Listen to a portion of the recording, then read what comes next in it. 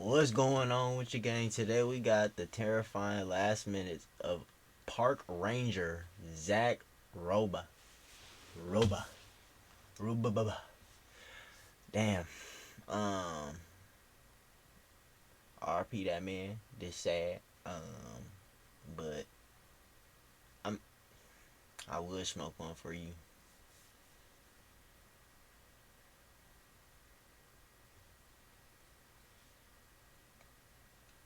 Mm-mm. Not even trying to be like that. It's just I don't feel like it. But we gonna get right up into this, you feel me? RP that man. Hopefully this is like the real live stream clip. Like I wanna see it. I'm not gonna lie. Hot but exhilarating day on the open water ends in disaster for one Queensland Park and Wildlife Service ranger. As he and his fellow colleagues finish a day full of research and maintenance, they take a refreshing dip in the ocean to cool off. Little do they know that a shark is on the prowl, yards from the boat. Hit that like button and subscribe right now. This is the terrifying great white shark attack on Zach Robba. Welcome to Final Affliction. The year 2020 may be etched on people's minds across the globe for the beginning of the COVID pandemic. But for those in Australia, the start of the year was more memorable for another reason: shark attacks, and lots of them.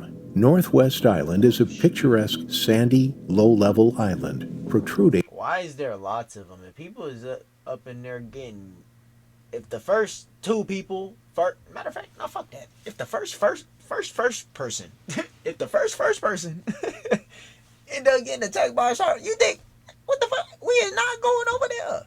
We ain't going nowhere near there. What? Bitch, we gonna be at IHOP. We gonna be at IHOP.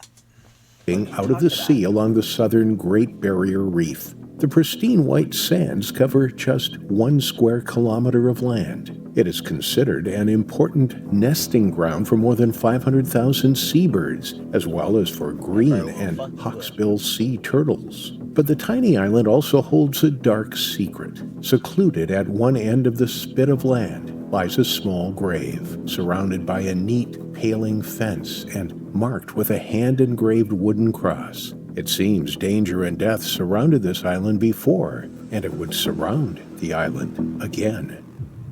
From the very end of the year 2019, on December 30th, a man who was snorkeling the Great Barrier Reef around Northwest Island was approached by a shovel-nosed shark. It suddenly lunged at him, biting his lower leg. As he wrestled with it, pushing it away, it clamped down onto his hand. When it finally released the man, he frantically swam back to his boat where he was airlifted to Gladstone Hospital. He lived to snorkel another day. But the attacks continued after another incident took place just a couple of months later in the crystal-clear Northwest Island waters. People were urged to exercise caution, but for 23-year-old Zach Robba, the waters off the Queensland coastline were his place of work. He had secured a job as a ranger with the Queensland Park and Wildlife Service. It was his dream job. And he can't say no op killed them though. He went out like a real nigga being eat up by a shark.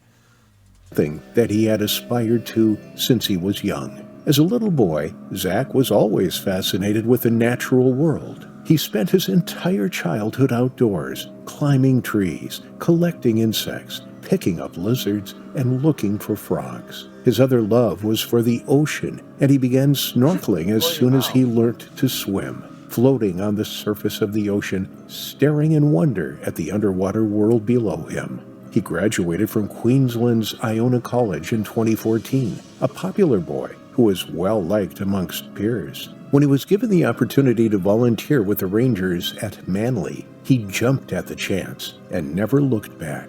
He was eager to learn and dived right in, whether he was tasked with scrubbing the bottom of boats or conducting seabird surveys. He always did it with great passion and enthusiasm. But this passion and enthusiasm for the ocean and all that lives in it would tragically lead to his demise. In the previous year alone, 8 people were killed by sharks in Australian waters, more than any other country in the world. And now, it seemed, they were being drawn to Northwest Island. Surrounded by the Great Barrier Reef, the island is home to a plethora of marine species. Sharks frequent the area in search of easy prey along the coral reef, but this year was exceptional. More and more sharks were observed nearby.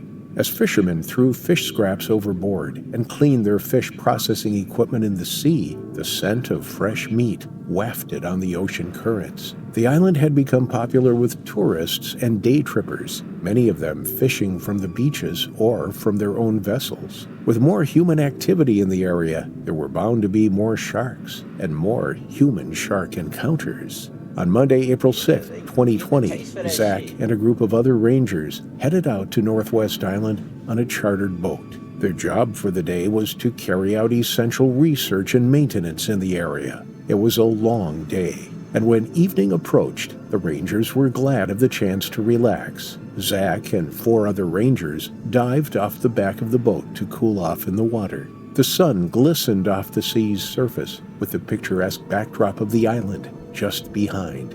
It was the perfect end to an exhilarating and busy day, but what they didn't know was that they had dived into the water just a few hundred yards away from a shark.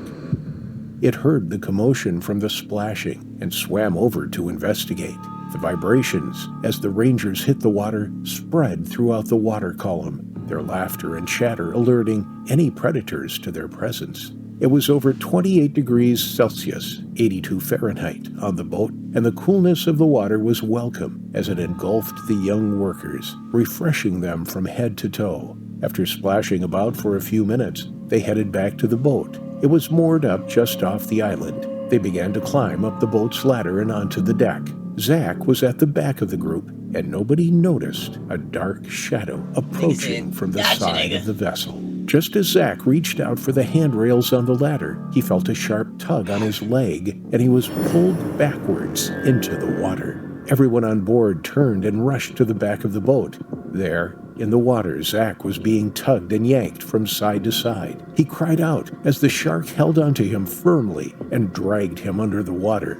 Those on board screamed, unable to do anything but watch in absolute horror. Seconds later, Zach reemerged, coughing and spluttering, but the shark came back for more. This time it bit him across his chest. He felt like his ribs were going to cave in as the jaws clamped down firmly. Its dark gray body arched out of the water, its dorsal fin protruding through the surface. Zach punched the shark on the head and nose, grappling with it and trying to keep his head above water. Moments later, the shark let go for a second time, and the gravely injured Zach managed to pull himself through the water into the ladder. His friends grabbed hold of his arms and hauled him up onto deck, where they lay him down. Blood oozed from his chest, leg, hand, and elbow, and pooled in the bottom of the boat. He had fought bravely, but now the real battle began. As his friends and colleagues tried to stem the bleeding, "Stop being boring!"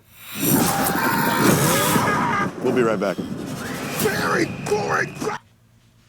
emergency services were called. A rescue helicopter with a critical care flight paramedic on board was deployed to the Rangers. It arrived as evening set in, and the sea was transformed from a glistening bright blue to an inky dark black. They kept Zach alive, desperately trying to stabilize him before airlifting him out. It took a significant amount of time to make sure Zach was stable enough for the flight. It was valuable time that the young man didn't have, but it was absolutely necessary if he was to stand any chance of making it to hospital. Finally, he was deemed stable enough to be loaded up into the helicopter. He was flown to Gladstone Hospital in critical condition. As he was rushed to the emergency department, doctors and surgeons tried desperately to save his life, but his injuries had been too extensive, and he lost his fight at 10 p.m. that evening, just 4.5 hours after he had been attacked. News of the tragedy spread far and wide. Messages of support for Zach's family poured in. It was clear what a remarkable young man Zach had been, and how many lives he had touched during his short life. Due to COVID restrictions, Zach's funeral was limited to a small group of close family, but was streamed online for all to see. It was a moving tribute to Zach.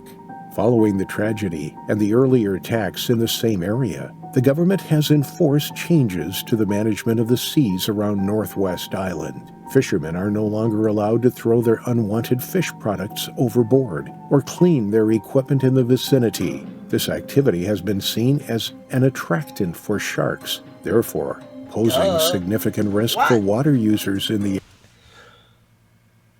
Why wouldn't it be a fucking attraction for sharks? That's like saying, oh, if I leave my motherfucking trash outside every day and don't take it to the trash, there won't be no rats that come by and make a nest in my home.